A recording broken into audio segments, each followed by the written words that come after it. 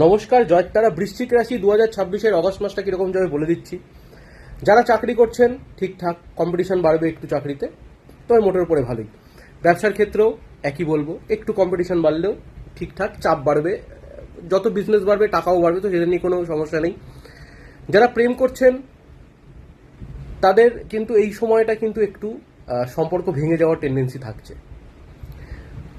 মানসিক শান্তিটা একটু কম থাকবে আপনার, সেটা গ্রহের গোচর ফল অনুযায়ী, সেটা পরে পরে আলোচনা করবো কিরকম গোচর ফল হচ্ছে।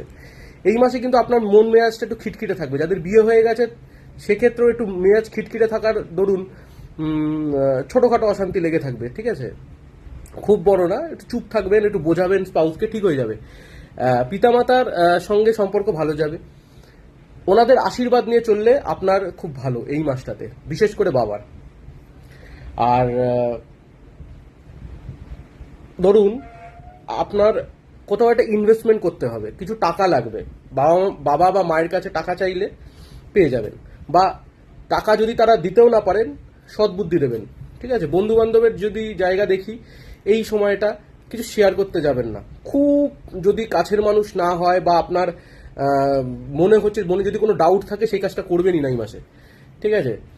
শরীর মোটের ওপরে ঠিকঠাক থাকলেও পেটের সমস্যা একটু ভোগাবে, দাঁতের মাড়ি সমস্যা একটু ভোগাবে, গলায় একটু সমস্যা দেখা দিতে পারে। কথাবার্তায় সংযম রাখবেন এই মাসটাতে, যত সংযম রাখবেন তত ভালো।